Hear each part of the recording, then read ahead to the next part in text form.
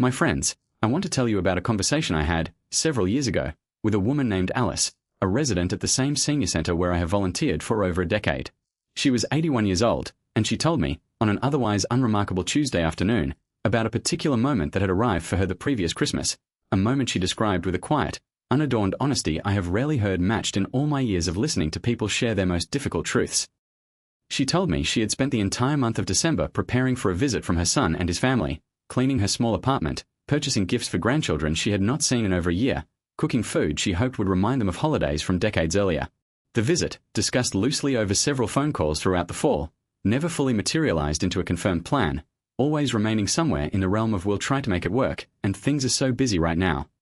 She told me that on Christmas morning itself, sitting alone in her quiet apartment with the gifts still wrapped and waiting, she finally, fully understood something she had spent the better part of a year quietly refusing to accept. They were not coming. Not this Christmas, and, she suspected with a clarity that frightened her, quite possibly not for any of the Christmases she had left. I want to be honest with you today that I do not intend to offer you easy comfort for a pain this genuine and this real.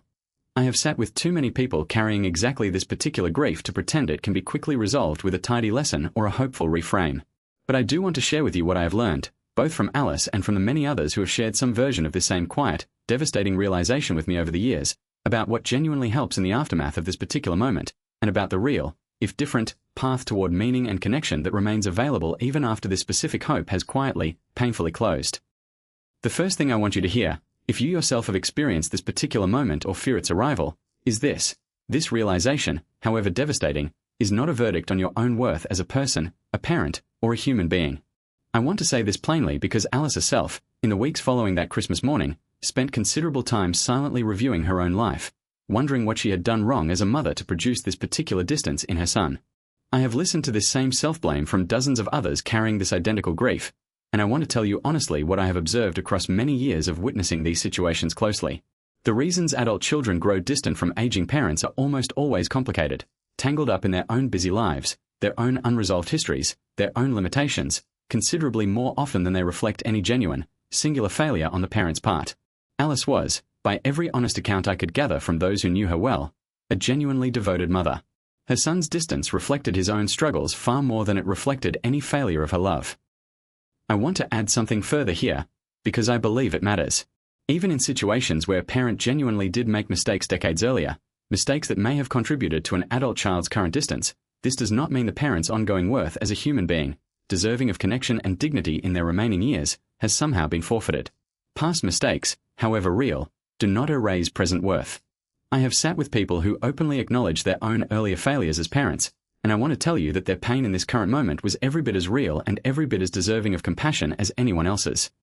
The second thing I want you to know is that grief for this particular loss deserves to be taken every bit as seriously as grief for a death, even though our culture rarely offers this particular grief the same recognition or the same rituals of mourning. Alice told me she felt, in a strange and disorienting way, that she was not permitted to grieve this loss the way she had grieved her own husband's death a decade earlier, since her son was, after all, still alive, still reachable by phone, technically still present in her life. I want to tell you clearly that this particular grief, the grief of a relationship that remains technically intact but has genuinely, functionally ended, is real grief, deserving of the same patience, the same support, and the same permission to simply feel devastated that any other significant loss genuinely deserves.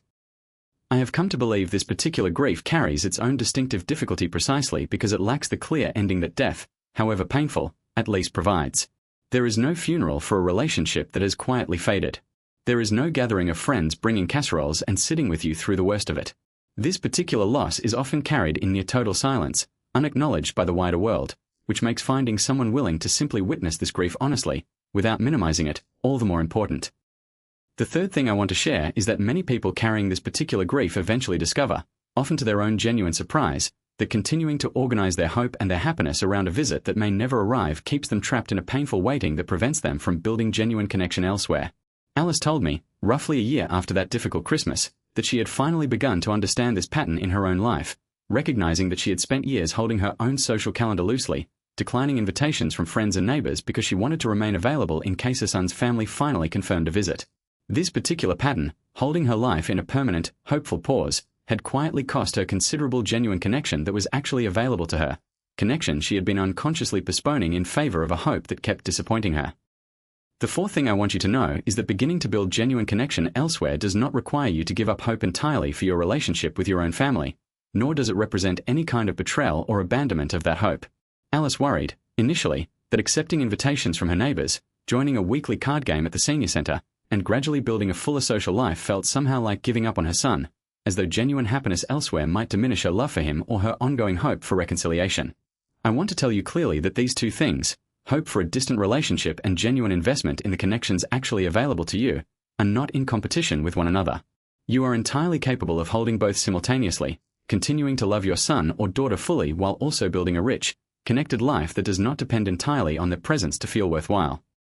The fifth thing I want to share is that community, once genuinely built, can offer many of the same practical and emotional supports that family once provided, even though it will never feel identical to the specific love of a child or grandchild. Alice began, gradually, joining more activities at our senior center, and within a year, she had built genuine, warm friendships with several other residents, friendships that eventually grew close enough that these same friends became her primary source of daily companionship, holiday celebration, and practical support during a minor health scare the following spring. She told me these friendships did not replace her love for her son, but they did fill a genuine, practical gap that her son's absence had left, a gap she had not realized could be filled by anyone other than family until she finally allowed herself to try.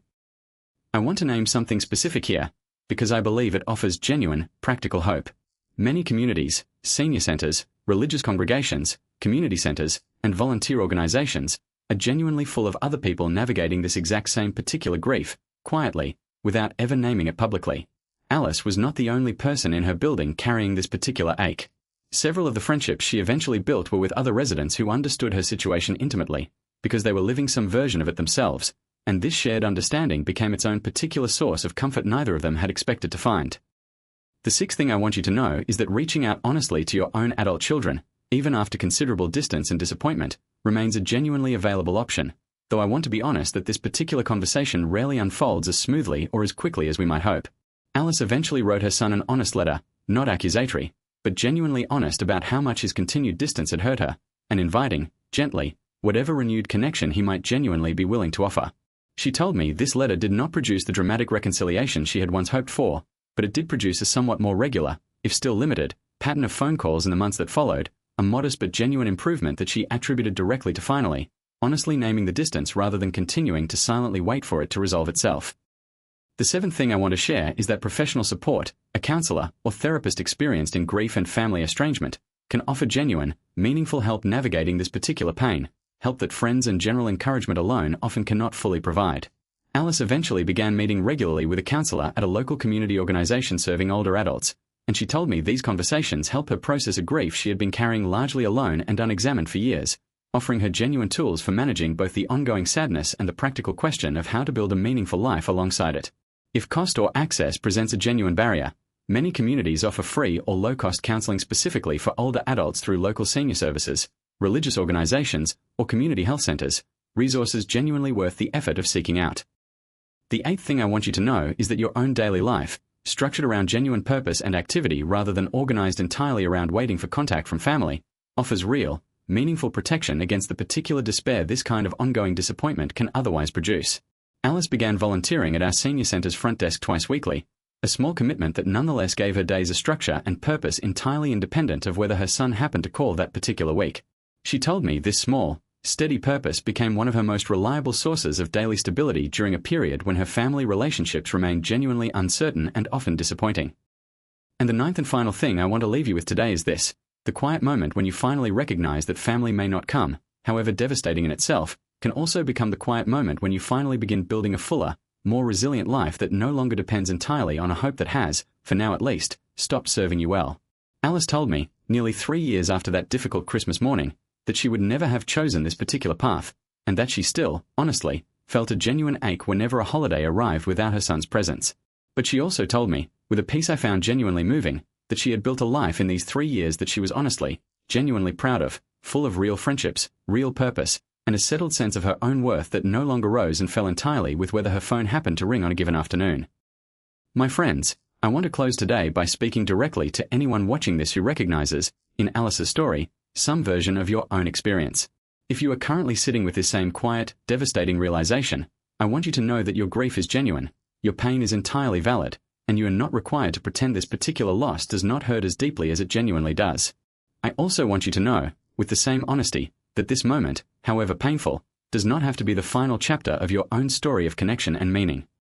I think often of Alice, sitting alone that Christmas morning with the gift still wrapped and waiting, and I think, too, of the woman she has since become, still carrying real grief but also carrying real friendships, real purpose, and a genuine sense of her own continued worth.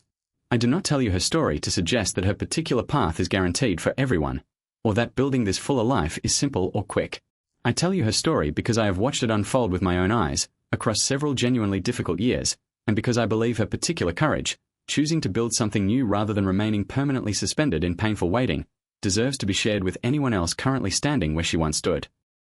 I want to offer a few concrete, practical starting points, because I know that grief this heavy can make even small first steps feel genuinely difficult to identify. If you belong to a religious congregation, even one you have not attended in some time, calling them directly and simply saying you would welcome more connection is often met with real, immediate warmth. Local senior centers, community centers, and libraries very often host regular activities specifically designed to welcome newcomers. Area agencies on aging, present in most communities, can connect you directly with local resources, friendly visitor programs, and support groups for exactly this kind of situation. None of these steps require you to feel ready or fully healed before taking them. They simply require a willingness to reach, even while you are still genuinely grieving.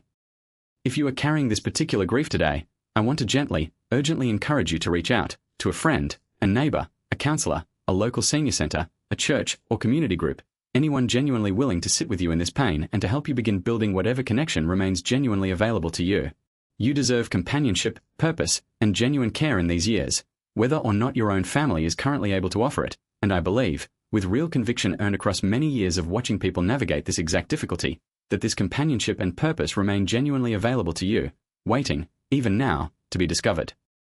Thank you so much for spending this time with me today.